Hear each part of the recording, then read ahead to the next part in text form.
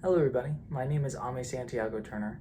Today, I wanted to talk about how my chosen culture of mainstream American culture has impacted my educational journey.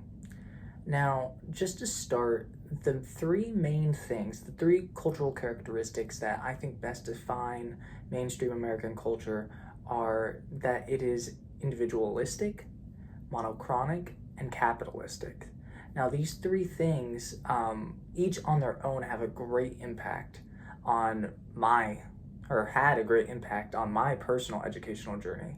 But all together, they really tell the story of how I got to where I am and why I want to go where I'm going.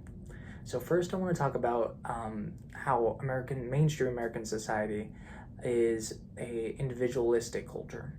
So individualism is best described as a society that basically focuses on the person. So in contrast to other societies where the focus is more on the good of the group, America is more focused on how can you better yourself? How can you make your life better?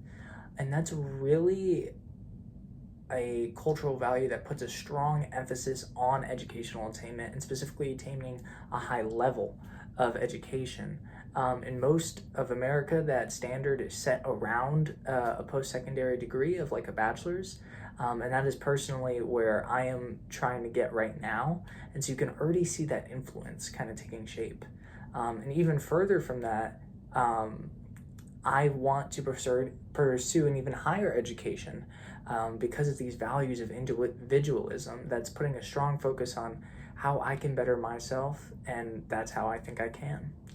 Next, I wanted to talk about how America is a very monochronic society.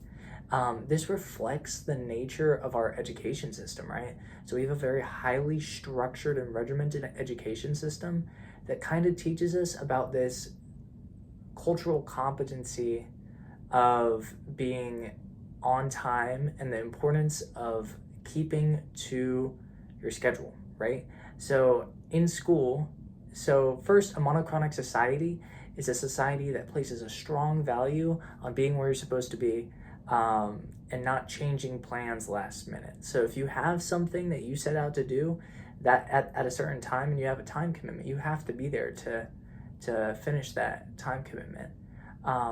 Whereas other societies it's kind of looser. In America, it's pretty expected and it's considered very rude to ditch out on a plan last minute. So this is really a strong belief that is instilled in you from a young age in the education system, where you're told every hour of the day where you're supposed to be.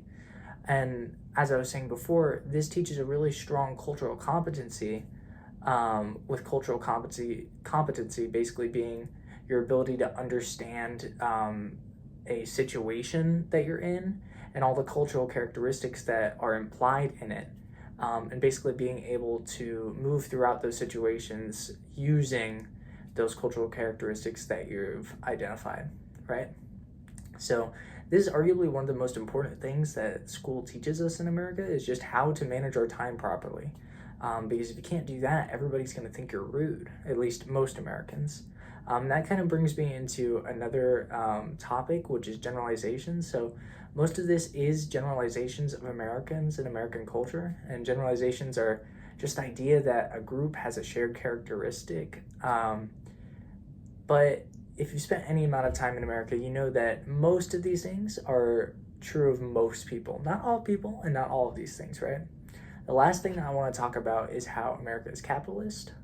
Now, a capitalistic society focuses on business, free economy, and the sort, and the kind of the polar opposite is more of a communist regime.